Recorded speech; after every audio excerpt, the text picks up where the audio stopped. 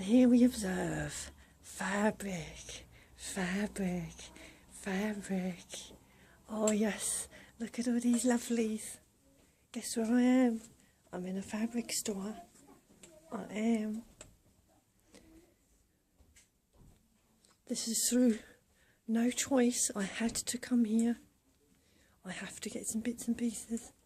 That's really lovely fabric. I like that. Okay.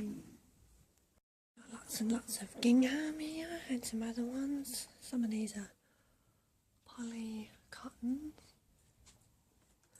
I have my teenage earthling with me today. I will show you his feet. That is my teenage earthling, and look, he's got his shirt on. There's some more fabrics.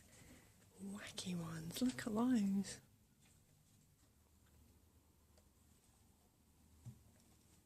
Strawberries.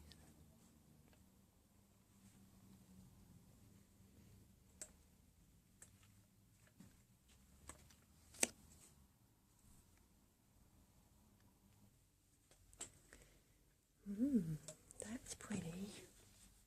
It's got pink in. Don't really like pink. That's pretty.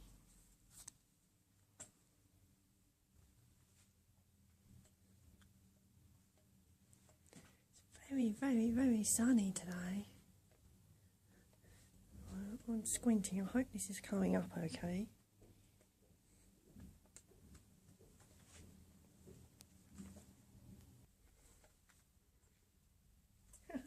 Those down there, carrots. They look a hoot. This is one I'm after. It's not for me. It's for Claire from Penguin Pear.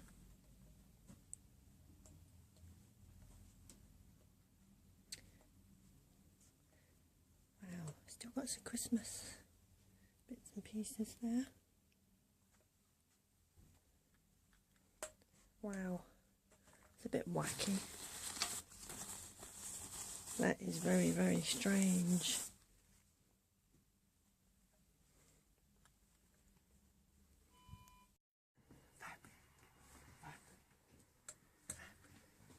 And there's fluffy fabric over there.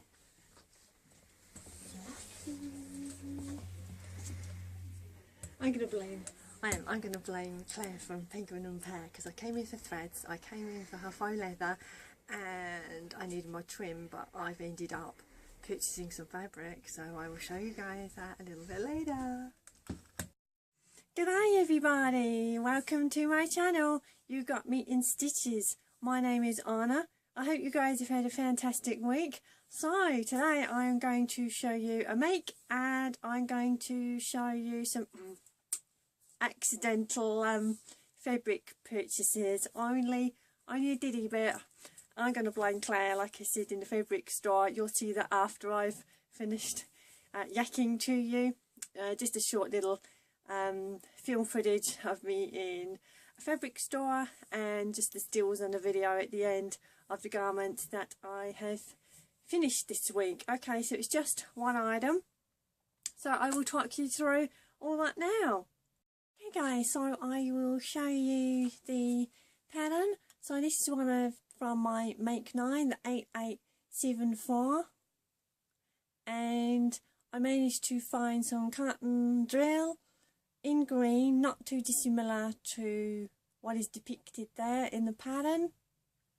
So I will just briefly talk through what I have done. I was a little bit apprehensive to do this garment because as I was constructing it, kind of reminded me sort of back in the day in a medical profession and like being a nurse. But again, tell me in the comments below what you guys think. Does it sort of look nurseified, or just, I don't know, I want it to look like what it's supposed to look like. I think it was 1969 dress. So yeah, anyway, okay, I had a bit of a journey with this one. I will get to the head scratching moment in a minute. Let's start with the simple things. Okay, so I have used contrasting binding on the sleeves there, which I think works really well.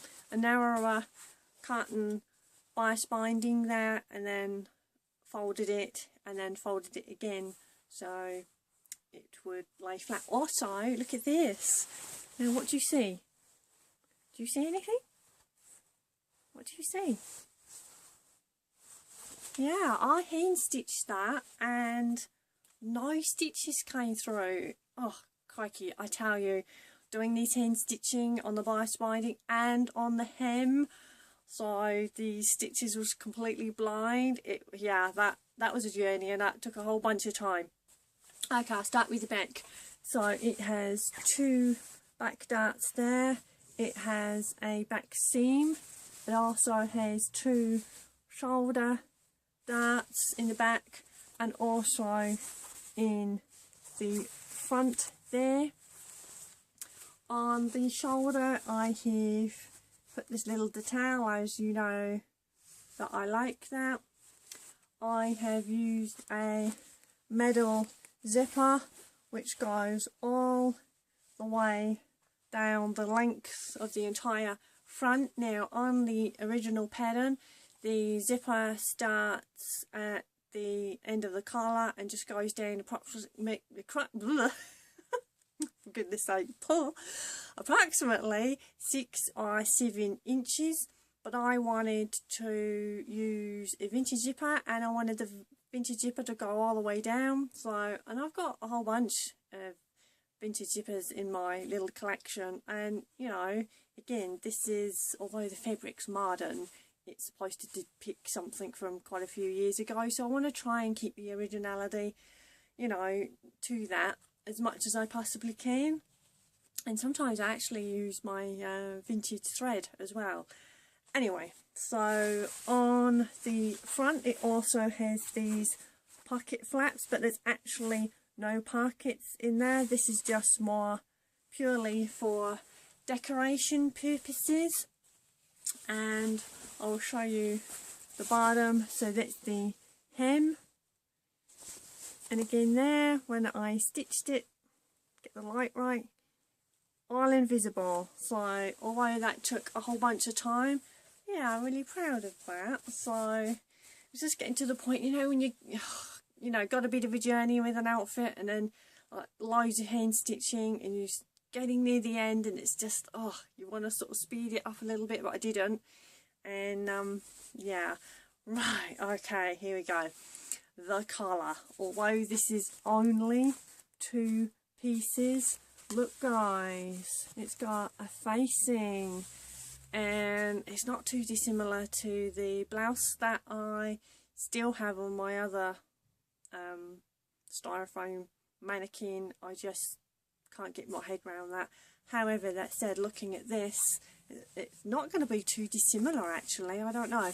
I've hand stitched that down so it doesn't flap up, and underneath where the shoulder is, it's a little bit messy inside. What I'll do in a minute, I'll put it on my mannequin inside out and then talk through everything.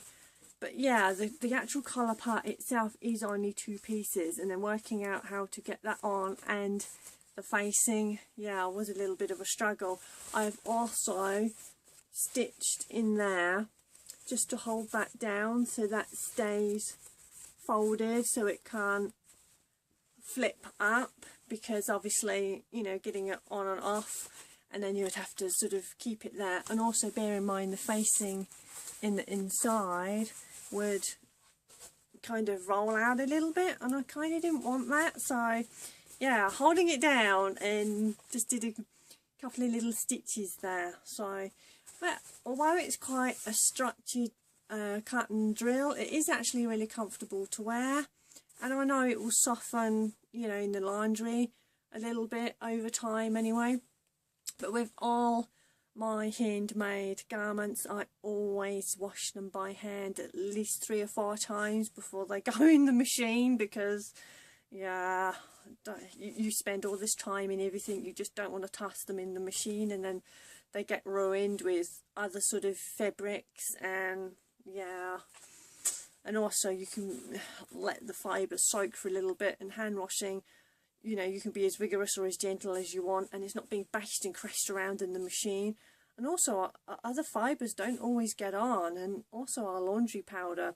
Yeah, it's amazing what laundry powder, what the ingredients are, because believe me, I use that for other cleaning, and yeah, things come up absolutely sparkling. So I hate to think what it does to the fibres of the clothes. But yes, anyway, I've digressed a little bit there. Sorry guys, but I am so happy. Although this was a journey, obviously there's 2 bust darts there. It does need a bit of a press, guys. And also, yes, the little kitties have sort of, yeah, the odd little bit of kitty fluff on there. Okay, so I'll put it inside out, and then I will show you also, because I did French seams as well, and it was like, you know, I'm really into my French seams, and I sort of thought, should I, because it being such a structured fabric, and you know it's going to add bulk, but no, it's worked really, really well. Okay, I'll see you in a second, guys. Okay guys, so as you can see here, this is the facing for the front, where the sort of V shape of the collar would go. As you can see there, this is the front shoulder dart, and then following over there, as you can see, I have done French seams, and then as I showed, I have done the bias binding in a contrast colour, and then that is the bust dart. Yes, that will wash out. So yeah, then we have the metal zipper. So again, that just follows all the way down, as you can see. And then if I just spin her around, should be able to. Then this is the back, so the shoulder darts there, and then the back seam, and as you can see, I French seamed everywhere, and the true back darts there as well. So they're quite long, as you can see, and then you can see the facing as well, and then the collar. I've just lifted the collar up at the moment, and I've done a couple of little stitches there so it can hold it down and it won't flip up. And then just moving up to the collar, kind of looking above it, so I've just stood it up on end so you guys can see. And then if I just follow down just to the bottom, and then you'll be able to see the hemming there, and again the contrast, light grey bias binding. So I stitched with the machine, and then when I folded that over twice, I hand stitched and I pulled that slightly back. So also the stitches on this side, you can't see the stitches unless you actually pull that down. Yeah. Okay, I'll flip the camera around and then I'll continue to talk to you. Okay, so like I said, I had a little bit of a journey with it, but I'm glad I carried on and persevered with it, because now I have that really lovely finished garment.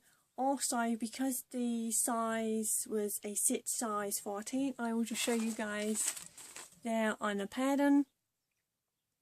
And also, oh, Debbie moment, where a pattern piece was missing, and it's like, oh no, and it was the back facing, and so I actually had to configure and make my own, and took a couple of attempts. So just on some scrap paper, and then obviously on some really cheap, inexpensive fabric until I got it right. But it's still not quite 100%, and I think that's why it's just a little bit still out of kilter, and it just doesn't lay completely flat at the back. But to be fair, where I've hand stitched just a couple of little tacking stitches so I can just hold that facing down, then it's going to be held down anyway, so it's going to lay a lot more flat.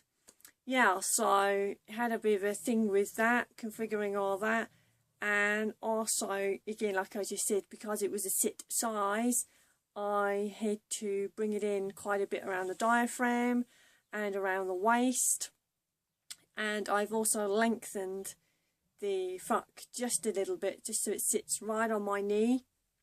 Yeah, so you'll see in the end with the steels, I've put it with a little belt. I had to actually borrow my teenage Earthlings belt. I don't really have any belts that I wear. I used to, but I don't. I'll probably put them up in the storage in the attic. Yeah, so that's my journey with the, I think it's 1969, and another one sketched off my Make 9. So that's really awesome. Okay, in a second I will just show you guys the fabric. So Claire from Penguin Pear, I don't know, it's because I was going in there for her. And also I needed threads anyway. Yes, I did need threads, because you can't really construct anything without any thread, and some more bias binding. So I will show you a couple of fabrics that I purchased. Okay, so these are the bias bindings. They're still wound up how they were in the store. So a yellow, a sort of a burnt brick colour, light blue, and I don't know, no, sort of an aqua colour. Yeah, I'd say that's sort of a aqua. And then, that was a good start. And then 4 threads. There's 4 there we go. Try to hold them so you guys can see.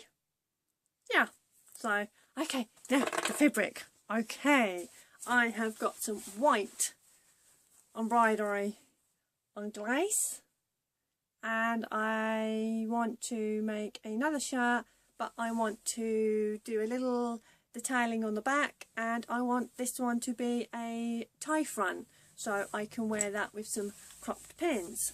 I have bought some more drill in this colourway. I was going to make another one of the dresses, but I thought, yeah, that's really going to make me look like a newsstand, and it would be like, no. So I'm thinking of some perhaps structured sailor nautical pants. I think that would work really well. And then I will make another of the vintage dress in this one, and then it will look like I'm going on safari, no doubt. I don't know, but that's really nice colour. Again, exactly the same, the drill. Then these two. This is more of a crepe. Yeah, crepe, and it's quite flowery, even folded up. And I thought maybe some culottes with that. Again, tell me what you think. I think that would work pretty well. And oh, look at these guys. Look! How cute are these guys? Look at them. They're awesome. And it's, I guess, yeah, a light green it's coming up as. But that is so, and it's a sort of brushed cotton, so it's really, really soft. So, you know what that's going to be. Another shirt. It has to be another shirt, doesn't it? So, aren't they fun? Yeah. So, that's them. That's the fabric. So, I will let Claire show you, if she wants to, of what I purchased on her behalf, because she's not very well. And Claire, if you're watching, you know we message each other, we chat a lot, but I really do hope that you get better. She's really crook at the moment, bless her, and I want her better, so we can see her happy smiling faces on her vlog. So, and if you haven't already checked out her channel, then please do, and I will try and remember to link Claire with Penguin Pear, and of course her lovely cat Fred, who's awesome. So yeah, definitely check her out. So she's lovely. yeah, so that's all I have for you guys this week. So one make and just that little mini haul there. And maybe shall I finish off with a little funny story. So my teenage earthling yesterday, because it's Sunday today, so I'm filming this today, then it will go up today. So Saturday yesterday, you know, no big deal, just takes himself to the bathroom. He literally, just as he starts to open the door, the soap dish flew at him and just completely smashed on the floor. Like, whatever. I mean, I reckon there's a poltergeist at work or something. Yeah. Really freaked him out. And it wasn't like it was on the edge. It was a shelf. It's a sturdy shelf. There was nothing. There's no vibrations to move it or anything like that. And yeah, really freaky. So maybe that's why the cats have been acting a little bit Twilight Zone or something recently. Yeah, because animals pick up on things. So yeah, I've got a little bit of ESP as well. So definitely something going on. Who knows? So if any weird or wonderful experiences have happened to you guys, please let me know. So yeah, maybe that's why my sewing this week has also been a little bit out of kilter. Who knows? So yeah, gonna get on and do some more sewing. And yeah, it's just I've been feeling a little bit not 100% anyway, because obviously my medical issues, and yeah, it gets me down. So I know I'm smiling and all the rest of it, but you know, off camera, completely different story. Okay, so thank you so much for watching, everybody. I hope you guys have had a fantastic week, and I hope that you have a great week next week. Remember to tune in if you'd like to on Wednesday for my deconstruct reconstruct vintage style, if you like that. Yeah, it's been a bit of a journey with that, and yeah, lots of fun. So okay, so thank you so much for watching, and if you liked, please give me a thumbs up, and if you haven't already done so, there's that little red button. If you'd like to subscribe, I'll be ever so grateful. Okay, thank you so much for watching. See you.